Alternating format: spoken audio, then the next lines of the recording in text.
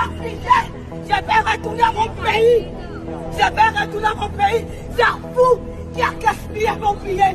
अभी हाल में ही आपने देखा कि पिछले 3 दिनों में इंडिगो के 1450 फ्लाइट से भी ज्यादा कैंसिल हो चुके हैं, जिससे लंबी कतारें, आंखों में आंसू, 2 दिन से भी ज्यादा अपनी बैगेज खोजते हुए लोग और कहीं ना कहीं एयरपोर्ट से ही वर्चुअली अपनी वेडिंग रिसेप्शन तक करना पड़ रहा है। लोग ग्राउंड स्टाफ्स और सीआईएसएफ से भिड़ रहे हैं और आम आदमी ही इस देश में पिस रहा है। पर सोचिए आखिर ऐसा हुआ क्यों? हालात इतने क्या बेकाबू हो गए कि इंडिगो जैसी इतनी बड़ी कंपनी जिसकी डोमेस्टिक फ्लाइट्स में 65% तक पकड़ है भारत में, उसकी यह हालत हो गई। आपने सुना ही होगा कि सरकार बैकफुट पर आ गई है, उसने अपनी गाइडलाइंस वापस ले ली है और इंडिगो जीत गई है। एक डेमोक्रेटिक कहलाने वाले देश में अगर कोई कंपनी जीत जाती है सरकार यानी डीजीसीए से, तब आप समझिए कि हमारा देश किस क्रोनी कैपिटलिज्म की तरफ आगे बढ़ रहा है। इसका सीधा साधा मतलब है कि पूरे एविएशन सेक्टर में 2 ही बड़े प्लेयर हैं, एक इंडिगो और दूसरी एयर इंडिया। यानी इंडिगो ने अपनी डिपेंडेंसी कुछ ऐसी क्रिएट कर दी है ताकि आप ना चाहते हुए भी इंडिगो से उड़ने के लिए मजबूर हैं।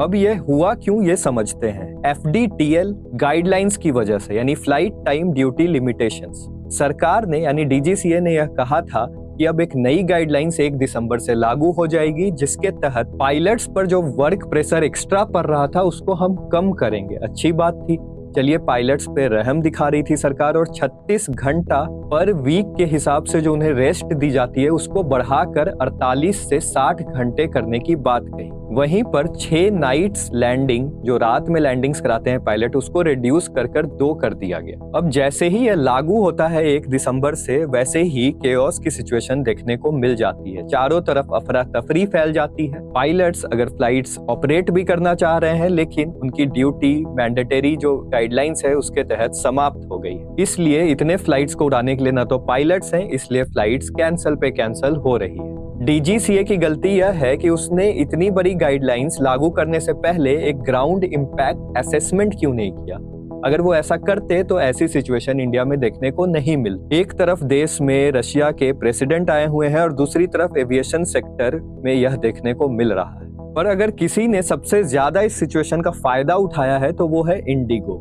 इंडिगो कंपनी को यह बहुत अच्छे से पता था कि 65% डोमेस्टिक फ्लाइट्स वही प्रोवाइड करती है भारत में, इसलिए सरकार को घुटने टेकने पड़ेंगे, बैकफुट पर आना पड़ेगा और अपनी गाइडलाइंस को वापस करना पड़ेगा। और हुआ भी कुछ वैसा ही। 10 फरवरी तक यानी अगले 3 महीने के लिए सरकार ने अपनी गाइडलाइंस FDTL वाली वापस ले ली। इंडिगो चाहती तो पायलट्स हायरिंग बढ़ा सकती थी, क्रू मेंबर्स को बढ़ा सकती थी, क्योंकि 2024 में ही इसके ऊपर बात हो रही थी। भले ही यह लागू 1 दिसंबर को हुआ 2025 में, लेकिन इस देश में एम्प्लॉई जनता को कौन देखता है? कौन, कोई कंपनी देखेगी या सरकार देखेगी? कंपनी भी चाहती है कि ज्यादा से ज्यादा ओवर टाइम किया जाए, उनका पैसा बचे, तभी तो उसने बहुत चालाकी से इस गाइडलाइंस के इम्प्लीमेंट होने का इंतजार किया। जैसे ही ये गाइडलाइंस जारी की जाती है वैसे ही एक केओस का सिचुएशन बनने दिया।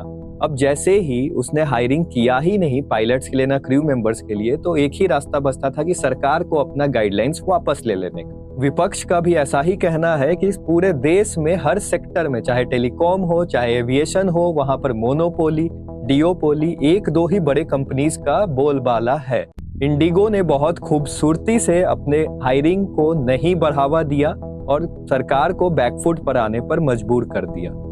लेकिन इसमें जो पिस रहा है वो देश का आम नागरिक पिस रहा है। इस चीज को समझिएगा, हमारा देश कैसे क्रोनी कैपिटलिज्म की तरफ, पूंजीवादी की तरफ बढ़ रहा है। आपकी क्या राय है मुझे कमेंट सेक्शन में जरूर बताएं कि इस पूरे केओस वाले सिचुएशन के लिए जिम्मेदार कौन है। और यह वीडियो अगर आपको अच्छा लगा तो ज्यादा से ज्यादा इसको लाइक और शेयर करें।